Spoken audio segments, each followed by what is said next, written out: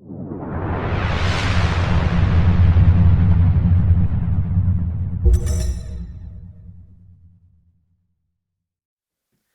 back to Leaders Tool Chest. My name is Keith Koger.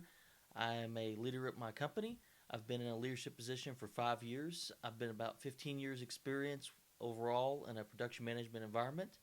And today I want to talk about, this is episode number 9, the Great Resignation. Over the last couple years with the COVID pandemic, I know lots of people have been, they've been kind of in this position of they felt safe so they decided not to leave. And then they felt like they were being forced to work more and work more from home.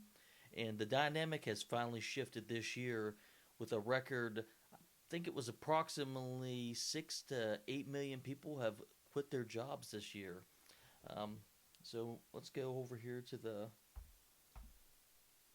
who is driving the Great Resignation. This is an article in the Harvard Business Review by Ian Cook. He was talking this year about how there has been records the entire year being broken.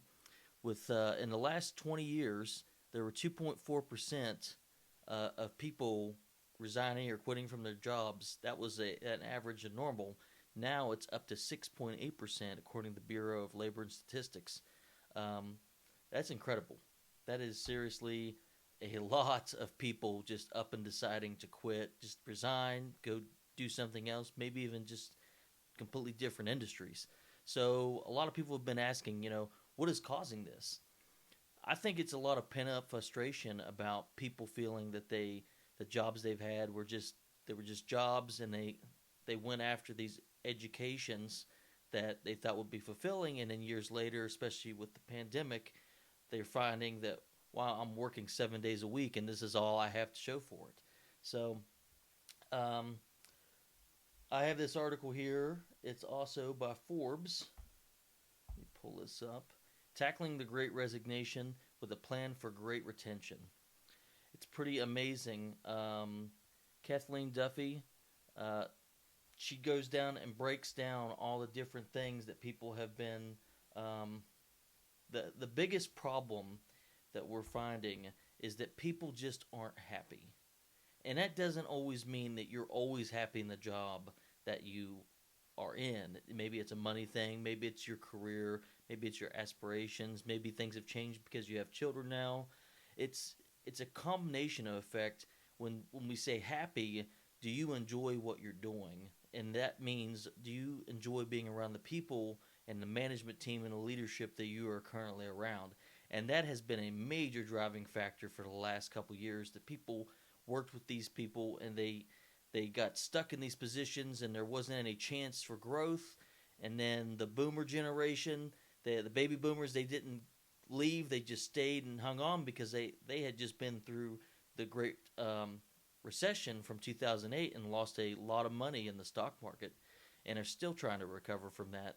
But the millennial generation, the Gen Zs, they're trying to become up and coming in their careers and their aspirations, and there's just this weird transition phase where people are just finally fed up and tired of it. So where I'm going with this is, what exactly can you do to be supportive in your position as a leader?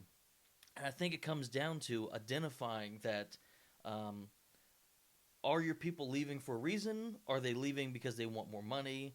And at the end of the day, what is your role in the position of, is it a good time for you to leave and start a new career, start a new position with another company, or to request a promotion? I personally believe if someone has made up their mind that they're leaving, it's best to let them go and to be supportive in that. Because if you're at least supportive in that, that shows that person that, okay, maybe you didn't have the possibility of giving them what they needed, but you're showing that you care enough of them that you're worried that they're going to be making the wrong decision. And then that shows them, hey, maybe I can come back to this job if things don't work out. And that, to me, is the best type of retention. Because once a person's made up their mind and decided that they're going to go do something else, throwing a promotion at them is literally putting a Band-Aid on a major wound. Like, they're just going to continue bleeding out because now they feel like they had to say something in order to get that promotion. And really, you just want to let that person fully understand what what they're really doing, the impact. And I, I've been through this before. I personally have been to the point where I was just completely done, and I decided I was going to move on, and it didn't work out because I wasn't done with the company I was with. And I think realistically, sometimes people just need to know that, and that gives them a chance to identify what do they need to really change and grow on to help them get to that next level. So really, I think it's a combination of just evaluating your people, especially if you have a lot of people who are saying, "Oh, I'm going to go to another industry," you know, just because they have more money, more options.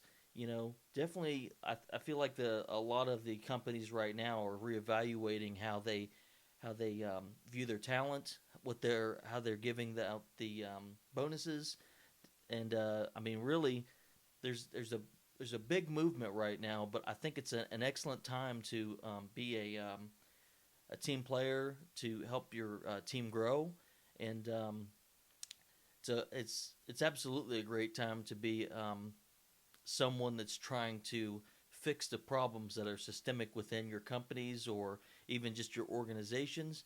Because right now, talent, I mean, they have control of where they're going, what they want to do, and just being supportive. I think is something that really stands out right now because I've heard many times, "Oh, you're replaceable. We can replace you." Well, yeah, you're absolutely correct. You can be replaced, but that timing, the amount of energy, the amount of money that you is spent on an employee is it's